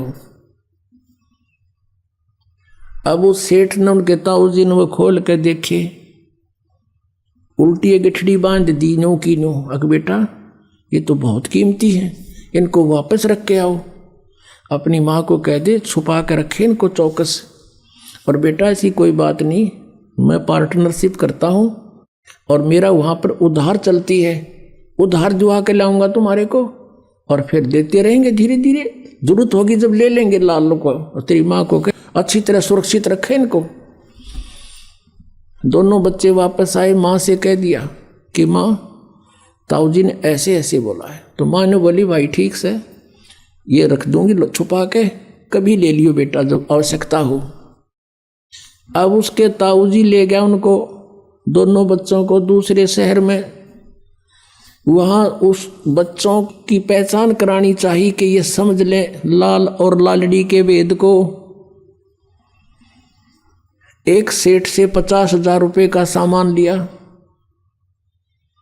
उधार पर, जहाँ वो रुके हुए थे धर्मशाला में आकर उनके ताऊ जी ने कहा बेटो, अपने भतीजों से कहा कि लो ये लाल उस सेठ को देकर आओ जिससे 50,000 रुपये का सौदा हमने उधार लिया है, और उसको कहना कि ये लाल है, ये रख लो और हम आपके 50,000 रुपये दे जाएंगे, लाल ले जाएंगे। दोनों भाई गए, सेठ जी से कहा सेठ जी हमारे ताऊ जी ने ऐसे ऐसे कहा है, ये लाल आप रख लो और हम आएंगे आपके 50,000 रुपये दे देंगे, अपना लाल ले जाएंगे। अब उस सेठ ने क्या किया, एक जोरी बुलाया जो परख करता है और उसे दिखाया कि भी देखना ये लाल कैसा है। जोरी ने कहा ये लाल नहीं है, ये तो लालड़ी है, लाल तो लाख रुपए का होता, ये तो 200 रुपये की बिना बिके, ये तो नकली है लालड़ी। अब उस सेठ ने वो उठा के वो लालड़ी बाहर फेंक दी गली में, ले जाओ थारे लाल ने, धोखेबाजो कपटियो, अरे तुम्हारा ताऊ ऐसा तो नहीं था, आज तक तो उसने ऐसा जुल्म नहीं किया हमारे साथ, आज ये धोखा करते हो, मैंने कौन सा मांगा था तुम्हारे से। यानी 100 सुनाई और वो बालक शर्मिंदे हो गए, उठा कर उस लालड़ी को आगे और ढीला सा मुंह छोड़ रखा। उनका ताऊ जी बोला बेटा क्या बात होगी। वो कहने लगे ताऊ जी लाला जी घड़ा निकम्मा आदमी है, वो तो बहुत गलत बोलता है, हमारे लाल को लालड़ी बता रहा है। और एक आदमी बुलाया उसने पता नहीं कैसे चेक किया, ने बोला तो लालड़ी है, और गली में फेंक दी और कहने लगा तुम्हारा ताऊ जी ऐसा तो नहीं था, धोखे भी करने लगा हमारे साथ। वो ताऊ जी ने तो खेल खेले रखा था, फिर देखे, अरे बेटा ओहो, अरे ये लाल तो देख ही रखा था भाई, मेरे से धोखे से दिया गया बेटा, ये तो सचमुच लालड़ी है, ले ये दे क्या लाल उसको और कहो देखो हमारे ताऊ जी का धोखा लग गया, उसका दोनों विश्वास डट कर कहो। दोनों भाई फिर गए, अकेले लाला जी मेरे ताऊ का धोखा लग गया था, ले ये है लाल। उसने सेठ ने फिर बुलाया जोरी, वो पारखू, उसने आते ही देखते करके वो टेस्ट ने बोला हाँ ये है लाल, ये है लाल। अब वो सेठ कहता उन बच्चों को, अग देख तुम्हारे आंख दी हो तो ये है लाल, और वो लालड़ी थी। अब उन दोनों बच्चों को ऐसा झटका लगा, उन्होंने घनी गौर से पहचान कर ली लाल और लालड़ी की। अब वापस आ गए घर पे, उनके ताऊ जी ने कहा बेटा जाओ अपनी माँ से वो लाल ले आओ और उनको गिरवी रख देंगे किते, अरे चलेंगे दोबारा तो घनी उधार होगी अपने, उनको दे देंगे किते। अच्छा ताऊ जी भी गए, वो भागे गए दोनों, माँ माँ कहा बेटा आ गए तुम, आ गए, आ जाओ रोटी खाओ। अक नहीं पहले वो लाल दे, वो लाल दे। और ताऊ जी के ऊपर बहुत कर्जा हो गया है, उधार हो गई है, गिरवी रख के उनको अपना काम चलाएंगे। अगले बेटा वो माँ लाइट काट के आगे ठड़ी, अरे बेटा नो के नो रखे हैं। बच्चा ने सोची अब देखते लाल है कि लालड़ी, वो खोल के देखिए वो सारी लालड़ी थी। बच्चों ने वहीं पटक दी, अक माँ आप तो बहुत भोली हो, इनमें तो लाल एक भी नहीं है, ये तो सारी लालड़ी है, लाल तो लाख रुपए का होता है, ये 200 रुपए की भी नहीं। उनकी माताजी कहने लगी बेटा मुझे तो पता नहीं, तेरे पिताजी के समय के रखे थे, मैंने सोचा लाल होंगे ये। अब वो बच्चे लेकर नहीं गए वो लालड़ी अपने ताऊ जी के पास, जाके कहने लगे ताऊ जी मेरी माँ ना बड़ी भोली है, उनमें लाल तो एक भी को नहीं, सारी लालड़ी है। जब वो ताऊ जी कहता बेटा ये उस दिन भी लालड़ी थी तुम मेरे पास लेकर आए थे, यदि मैं कह देता ये लालड़ी है, लाल नहीं, ये 200 रुपये की भी नहीं है, तो तेरी माँ ने कब हो मेरा पति मर गया तो हमारे लाला ने भी लालड़ी बताओ है ताऊ।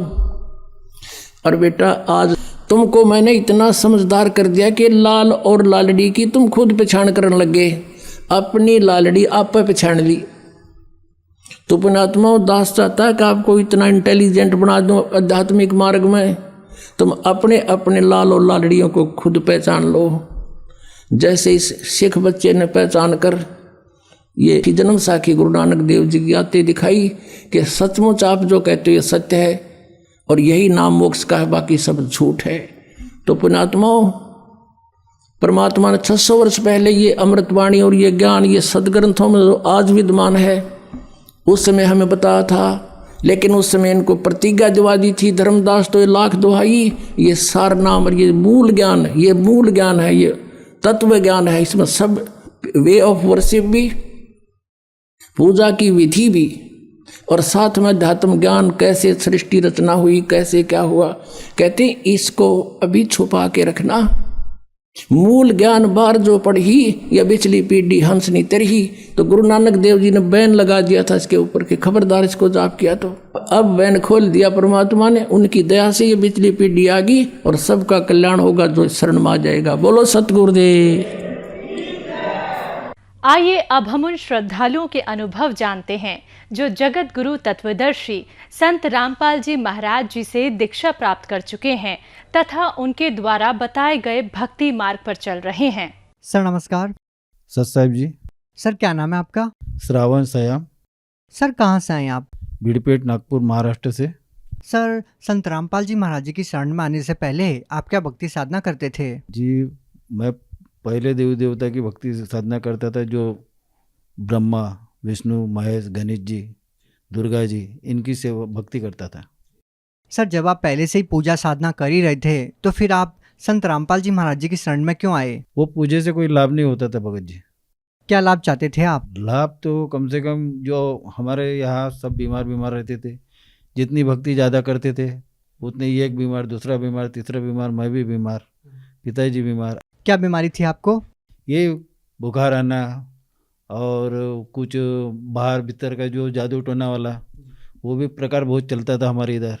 आपको संत रामपाल जी महाराज जी के बारे में कैसे पता लगा? एक संत रामपाल जी के शिष्य ने मुझे एक ज्ञान गंगा किताब दी, तो मैं वो किताब पढ़ी, उसमें पूरा सारा देखा, एक बार नहीं 2 बार पढ़ा। फिर वो सृष्टि रचना मुझे समझ में आ गई।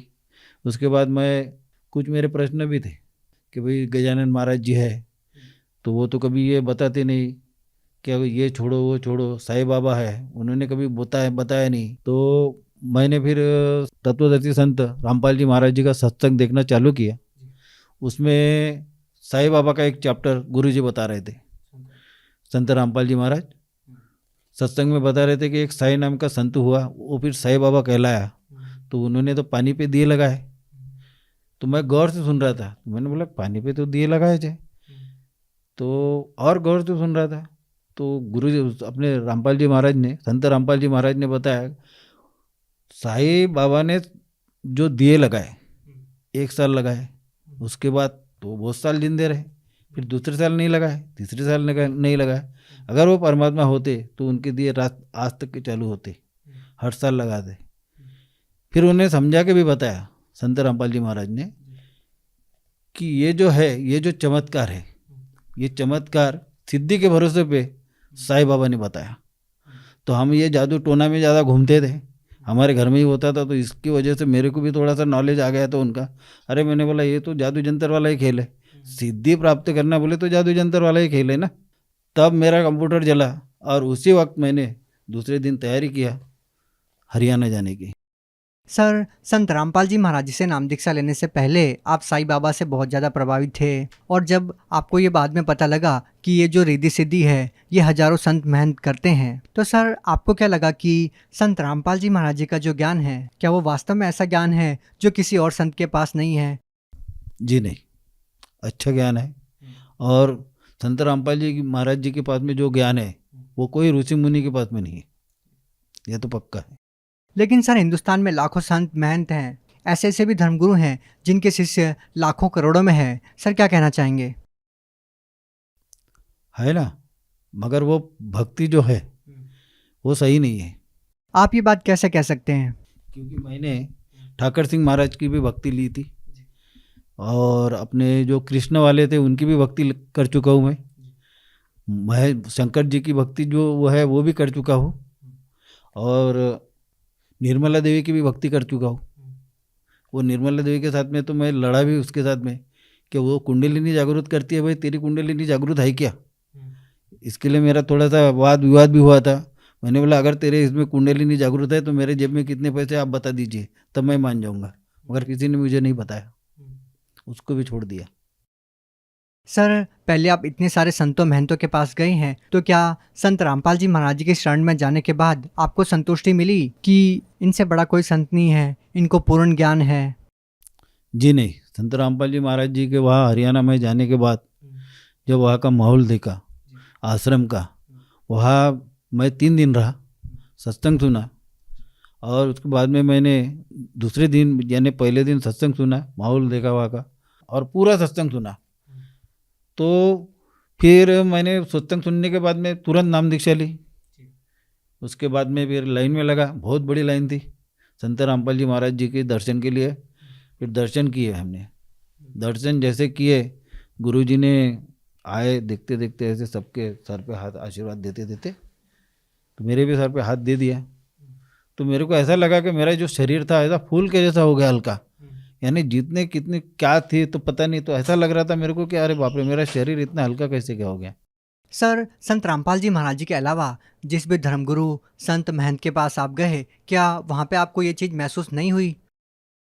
जी नहीं, ये चीज़ महसूस नहीं और ऐसा मुझे ऐसा कुछ लगा भी नहीं कि वो संतों के पास जाने के बाद में मुझे यार मेरी दारू छूटी हो या मेरे कोई विकार दूर हुए हो, ऐसा कुछ भी नहीं लगा। पर संत रामपाल जी महाराज जी के आश्रम में जाने के बाद उस दिन से आज तक के कभी मेरे को इच्छा भी नहीं हुई, ना खाया ना पिया।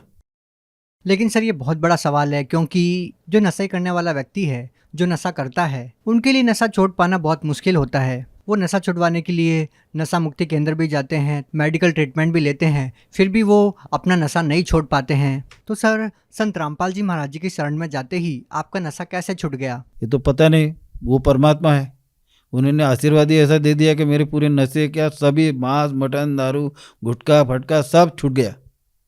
सर, क्या आपका नशा छुड़वाने के लिए संत रामपाल जी महाराज जी ने आपसे कोई पैसे भी लिए? जी नहीं, 1 रुपया नहीं, 1 टिकली नहीं।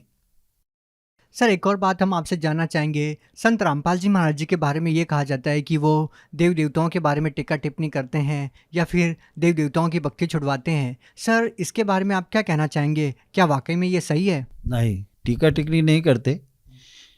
वो देवी देवता की जो उल्टी भक्ति कर रहे हैं, जो लोग उल्टी भक्ति कर रहे हैं, हम भी करते थे।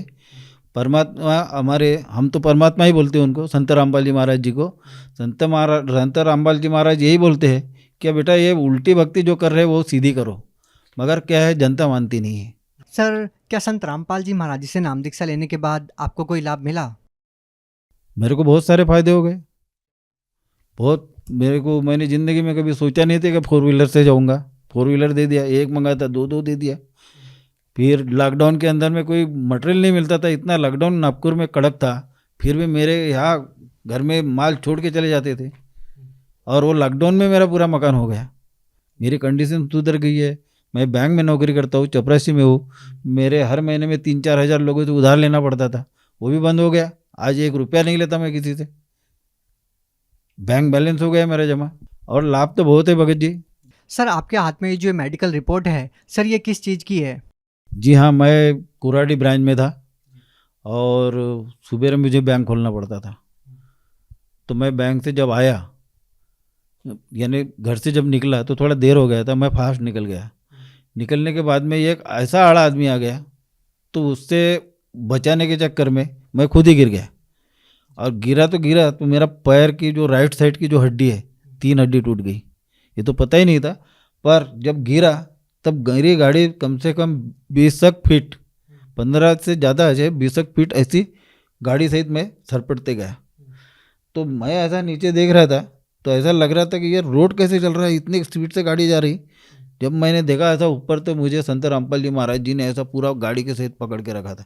तभी मैंने गाड़ी के हाथ छोड़ के बोल दिया, जय हो बंदी छोड़ की। ऐसे में गुरुजी ने हमको साइड में फूल के जैसा रख दिया। आपका मतलब है कि संत रामपाल जी महाराज जी आपको साक्षात दिखाई दिए? जी हाँ, दिखाई दिए, पूरा चेहरा दिखा। वो तो हरियाणा में रहते हैं ना, और आप महाराष्ट्र में हैं। जी, महाराष्ट्र में है तो हमारे साथ में ही रहते गुरुजी। गुरुजी का पूरा चेहरा दिखा, और गुरुजी ने ही पकड़ के रखा था। जी संत रामपाल जी महाराज जी। जी हाँ, विशेष और जो लाभ मिला है, ऐसी तमन्ना थी गुरुजी को। मैंने बोला, सत्संग में सुना था कि मानसरोवर है, मानसरोवर में ऐसा होता है। तो मैंने एक बार ऐसे ही बैठे बैठे विचार किया, मैंने बोला यार सही में होता होगा क्या।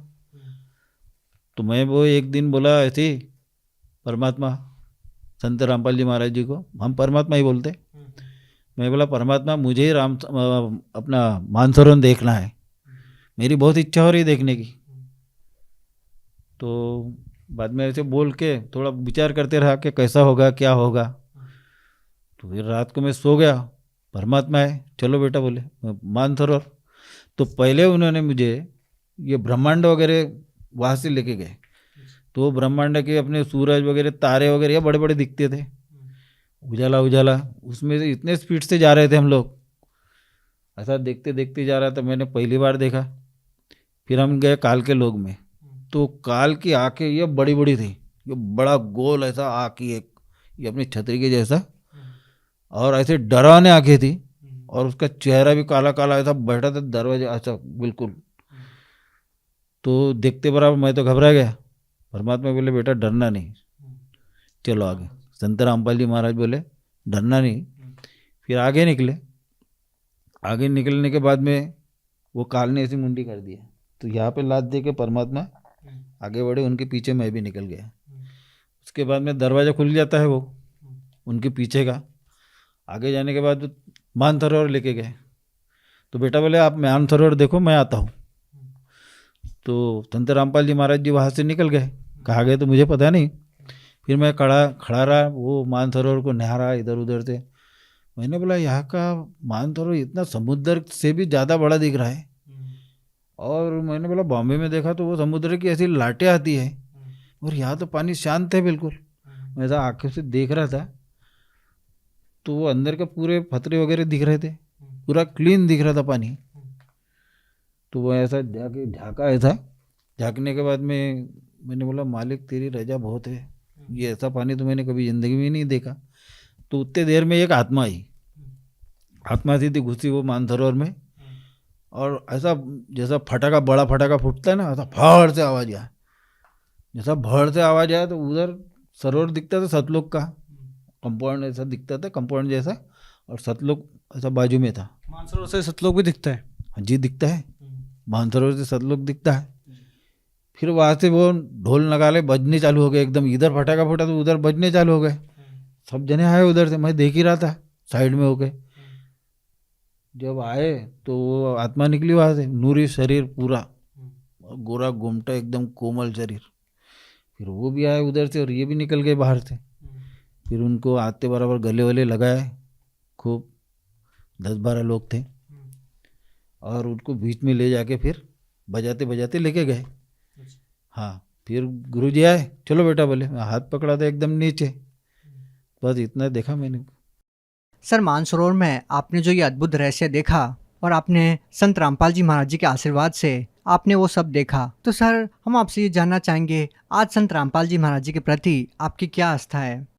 नहीं, मेरे लिए परमात्मा है, मेरे लिए वो संत नहीं परमात्मा है जी।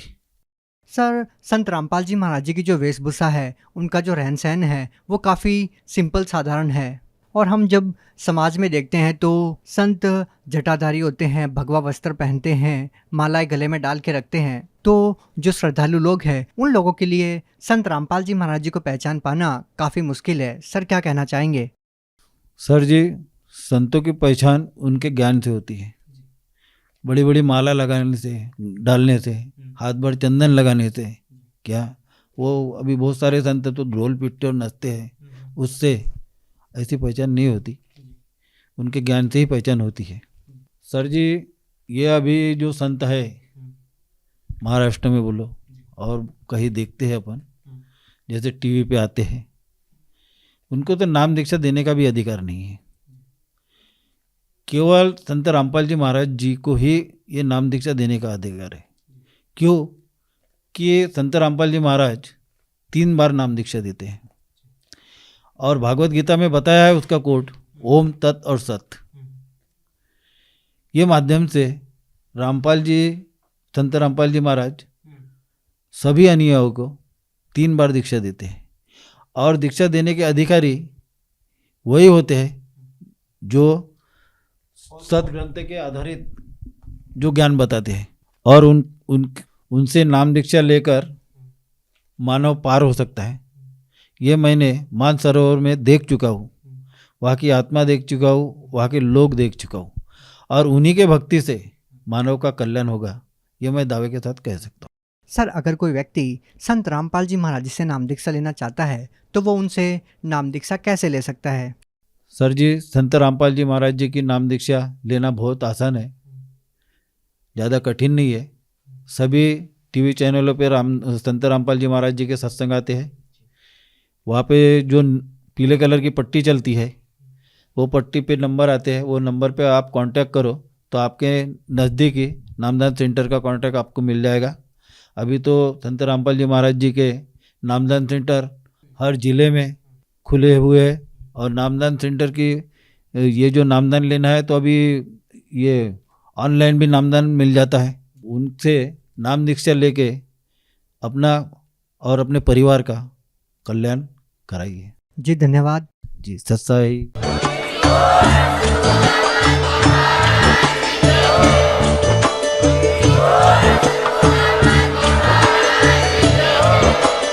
आप सुन रहे थे जगत गुरु तत्वदर्शी संत रामपाल जी महाराज जी के मंगल प्रवचन। अधिक जानकारी के लिए विजिट कीजिए हमारी वेबसाइट www.jagatgururampalji.org। संत रामपाल जी महाराज जी के शुभ आशीर्वाद से पूरे विश्व भर में 500 से भी ज्यादा नाम दीक्षा केंद्र हैं, जिन पर संत रामपाल जी महाराज जी द्वारा ऑनलाइन निशुल्क नाम दीक्षा दी जा रही है। अपने नजदीकी नाम दीक्षा केंद्र का पता करने के लिए संपर्क करें 8222880541।